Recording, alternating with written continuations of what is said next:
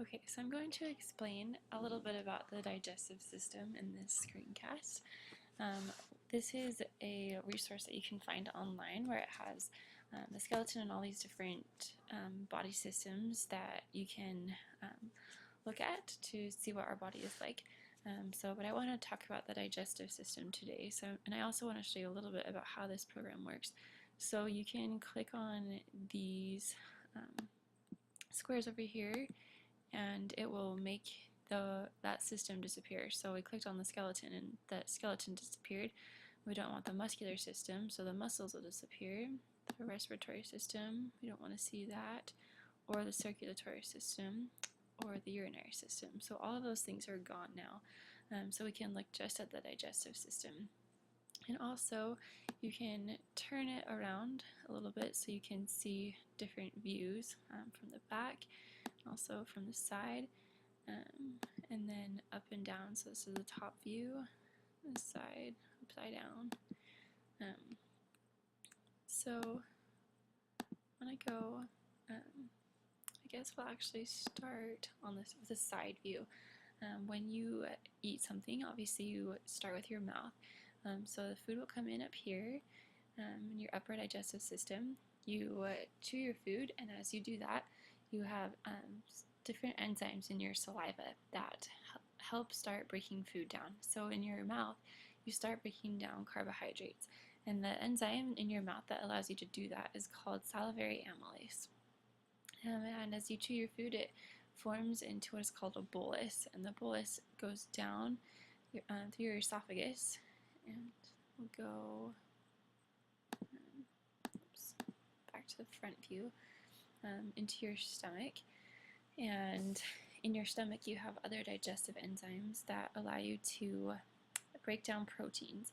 And your stomach has hydrochloric acid in it, which is very acidic, and so it can break down any microorganisms or like things that will get into you that could infect you, to kill those so that you can prevent infection. But it also is very corrosive, and so you have a special protective coating in your stomach that prevents your stomach lining from getting eaten away. And those cells are replaced quite frequently so that you can continually have that protection in your stomach. And let's see. Then after that, you move to your small intestine. And in your small intestine, this is where you'll have a lot of absorption. And in your small intestine, you have what are called villi, which are cells that increase the surface area of the small intestine to provide for the greatest amount of absorption possible. And so this helps you absorb nutrients that your body can use. Also, in your small intestine is where fat is digested. And you'll have other enzymes that break down fats, which are called pancreatic lipase, which is another type of enzyme. It's created by your pancreas, which is why it's called pancreatic lipase. And a lipid is a fat, and so that's why it's called lipase. Just as a side note, the ending ase means that it's an enzyme. So we saw that salivary amylase was an enzyme. And amylase is the enzyme that breaks down carbohydrates, and most likely amylose, which is a type of carbohydrate, which is why that enzyme has that name.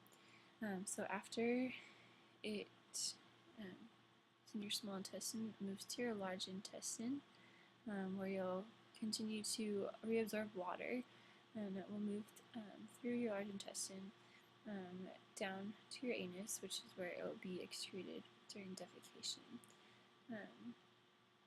And I'm trying to think if there's anything else that I wanted to talk about. But I think that's it, but thanks for listening.